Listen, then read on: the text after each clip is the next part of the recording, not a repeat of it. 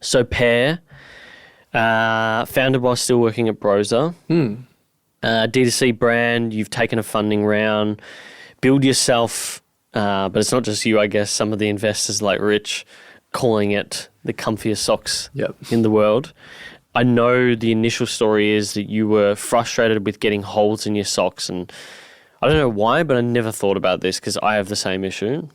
Constant fucking holes in socks. And the best socks that you can buy that I found are either some, at least for guys, like some brand, I can't remember the brand, but something from Maya or DJs, but again, they just break real quickly.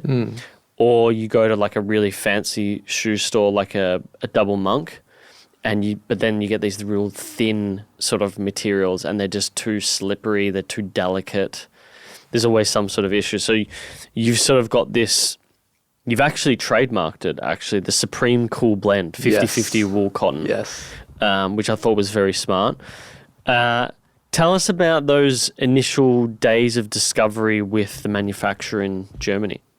Yeah, so as you might know, I surf quite a bit. And whenever we surf, we often like to camp near the beach. And it's super cold. You often get up in super cold mornings and you want to surf like the first waves. And one, it's really cold. And two, if you wear like merino socks that keeps you warm, they are pretty fragile and they could break quite easily. And that's why they will get holes in it. So that's when I started to think about the concept of, can we make better socks? And the moment you start thinking about it, you start discovering all these other problems you have with socks. Like it often stinks, right? Like everyone's socks will stink. And no one ever thought about, can we make socks that don't stink? You know, they often absorb the sweat and they get a bit, you know, saggy, sweaty. It's disgusting. Like immediately. Yeah, immediately, right? And, you know, often they are really cold, of course. That's one of the biggest problems. You get holes in them. They're not comfortable when you walk or run, you know, they don't have enough padding oftenly. Or they, like ankle socks that I often wear, they don't stay in space. They just often keep slipping down your heels. That is one of the biggest problems, like when you start thinking about socks.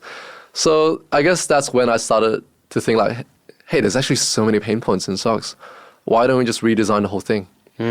And when we started to think about redesigning it, obviously warmth and the stinking issue is one of the biggest problems one of the difficult problems, I would say, to solve because it's within the material itself.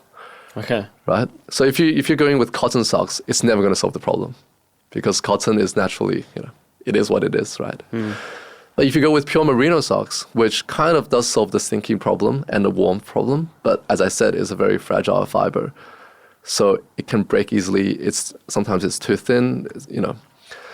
So we looked at the possibility of blending wool and cotton. That's when the concept came along. Who thought of that? Was it the manufacturer? Was it you guys? So we were talking about the Chinese supply chain for a while just now. I'm actually really lucky to team up with Rex, my co-founder. Yeah, that's right. So he actually has a family background in textile. His family has been running textile factories and companies for like 30 plus years.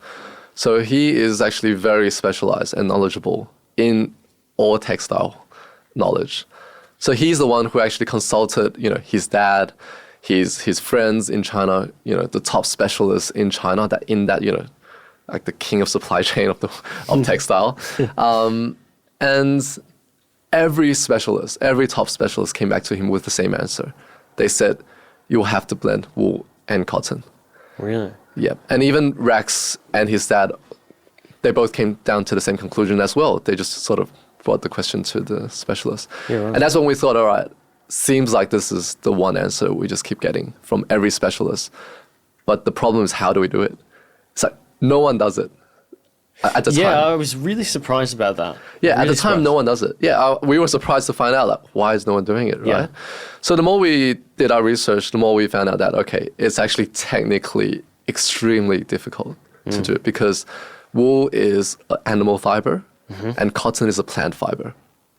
And plant fibers and animal fibers, they don't go hand in hand. They are almost like just rejecting each other when you try to blend them into, you know, one thread. Yeah. So it requires like supreme craftsmanship to really make this work?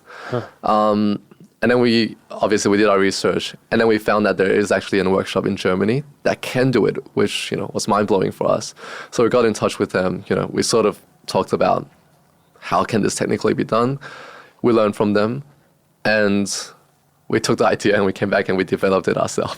Wow. Okay. So, and because one of the things I was thinking about is this blending of the thread, because like my novice non-textile brain was like, they just put. If you imagine like little lines of thread, you have like a thread of wool and a thread of cotton. But no, you have to merge the physical original product into the actual thread itself. So the thread is exactly 50-50. Yeah. So the thread itself, you're blending the fiber. It's not just taking... the fiber. Yeah, you're not taking a cotton thread and a wool thread and just blending them together. It's not that simple. Yeah. We are blending them at like a micro level. Okay. So technically it's extremely hard to create. It took us months because we did it during COVID. Yeah, I was going to say, yeah. It was hard to communicate with the factory to get the samples. So a lot of work actually went into the development of the yarn itself. And, after months and months of developing back and forth, we finally ended up with the Supreme Cool Blend, which is a 50-50 blend. Okay. And so that firm in Germany, they sort of acted as like your R&D? Did you then did they manufacture the bulk of the thread, or did you then pull it into somewhere like China and just spec it out? Yeah, we pulled it into China and we spec'd it out because Rax, again, as I said, he is kind of the specialist in the textile industry already. So all we needed is a starting point, really. And we have access to labs. We have access to all the specialists that does R&D.